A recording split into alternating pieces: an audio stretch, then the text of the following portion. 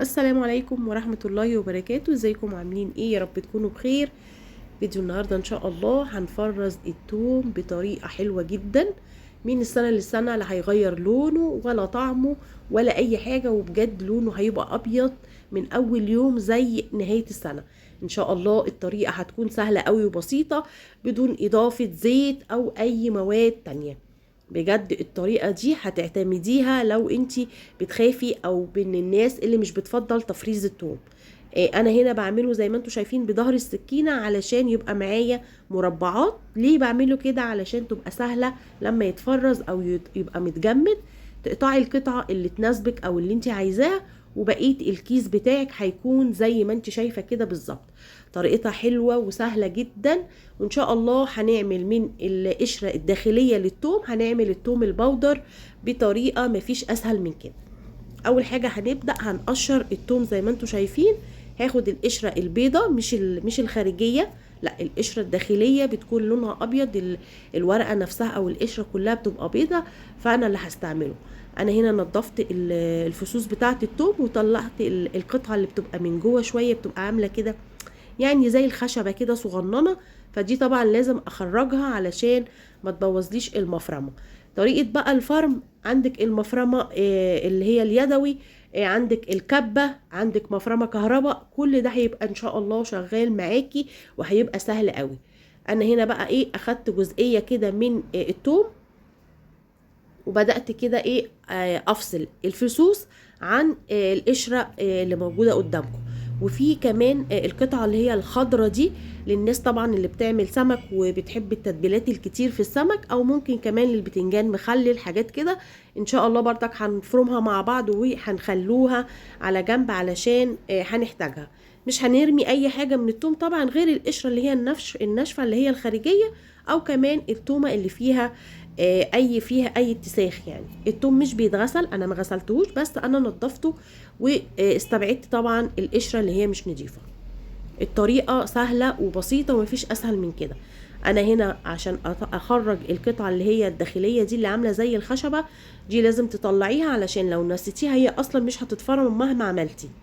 انا هنا مبين لك ازاي بناخد القشره الداخليه اللي هي لونها ابيض كده وشفافه شويه.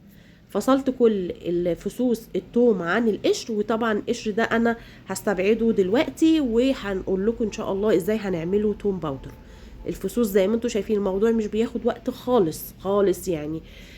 حتى هنا العصيان اللي هي الخضرة دي اللي انا قلت لكم عليها، ان شاء الله برضك هنضربها في الكبة او هنفرمها في المفرمة ونخليها على جنب لتتبيلة السمك. كل الكميات اللي موجودة قدامكم دي يعني عايزة اقول لكم اخدتش معايا وقت خالص خالص. في نفس الوقت ما حاولناش ان احنا نستبعد او نرمي حاجة في التوم. بص القشرة بقى جميل جدا، وكانت الريحة بتاعته جبارة جبارة بجد. القشرة بيضة وما فيهاش اي مشكلة ولا فيها اي اتساخ ولا اي حاجة. هنا هستبعدها على جنب وهخليها لما افرم بقى التوم بتاعي. هنعمل انا عندي مفرمة كهرباء فانا هشتغل بيها. لو ما عندكيش هتعملي لو عندك كبة هتشتغل، لو عندك مفرمة يدوي اللي هي بيستعملوها كمان في اللحمة او الطعمية او الفلافل، هي دي اللي انت ان شاء الله هتستعمليها. دي كل الفصوص الثوم او دي كل الكمية، انا جايبة ما شاء الله كمية كبيرة فما اخدتش معايا وقت خالص. تمام كده، يلا بقى بينا نشوف هنعمل ايه. هاجي بقى على المفرمة بتاعتي. انا عشان المفرمة كهربا فطبعا ما اخدتش معايا وقت خالص يعني. ما شاء الله انا كنت عاملة كمية يعني عاملة 20 كيلو مثلا من الثوم، ما اخدش معايا ربع ساعة فرم. ولو كمان اشتغلتي بالمكنة اليدوي اكيد مش هتاخد معاكي وقت. التوم مش هيغير لونه ولا ريحته. يعني في ناس بتستبعد موضوع فرم التوم ده، صدقوني يعني هو يوم في السنة انت ممكن تقعدي كده تنضفي كل التوم اللي عندك عشان تعمليه، بيريحك طول السنة الحقيقة يعني. انا هنا فرمته اهو في المفرمة، بدأت خالص من البداية. انا فرمته يعني وشين مش وش واحد. لو انت بتحبي التوم كده يبقى مجروش او باين في الاكل بتاعك يبقى كفاية قوي وش واحد. تمام. هنا طبعا ال الكاميرا مش عارفة راحت فين، فانا هعدلها تاني.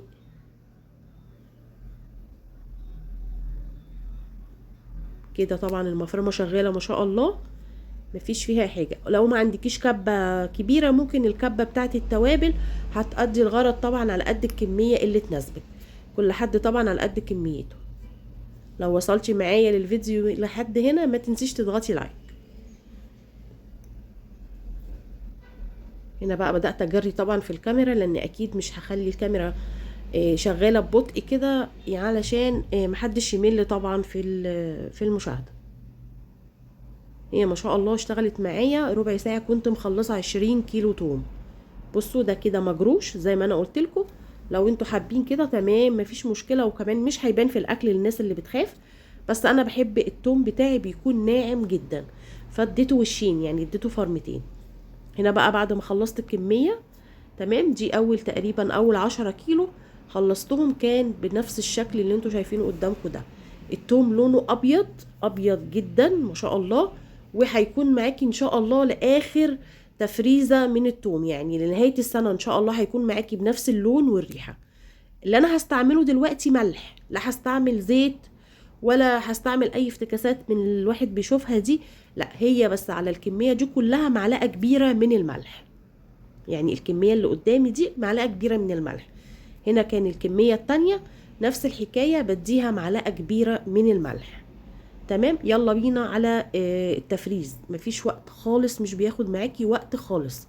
هبدأ بقى اعمله في اكياس، لو حابة انت تعملي في علب بلاستيك تمام علشان تشيليها وتحتفظي، بس طول ما انت قافله عليه ورابطه الكيس كويس عمره مش هيخرج لك ريحه خالص، لا في الفريزر بتاعك ولا في التلاجة.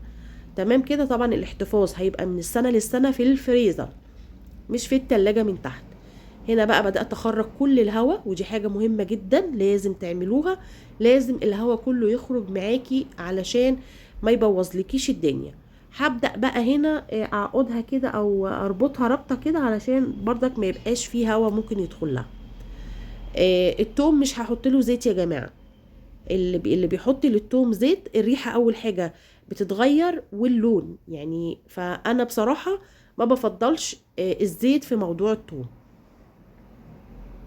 بيبقى معاكي فريش الاخر. يعني معلقه توم انت ممكن تستعمليها، الحركه دي بتوفر عليكي كتير، يعني بتوفر عليكي انك مثلا بعد ما بتطلعيه اول حاجه بتطلعي الكيس اللي انت هتستعمليه ده، هتاخدي منه القطعه اللي تناسبك وتقفلي الكيس وتشيليه تاني زي ما هو وهو متلج، يعني ما تسيبوش يحل او يفك، لا زي ما هو كده هتبداي تاخدي المربع بتاعه، وطبعا مع التلج بيفصل كده القطع زي ما انتوا شايفين. الكمية كلها ما شاء الله بجد، يعني عمل لي كمية محترمة. عايزة اقول لكم الكيس ده بياخد كيلو من وزنه كيلو من التوم المفروم، يعني كل كيس بكيلو من التوم المفروم.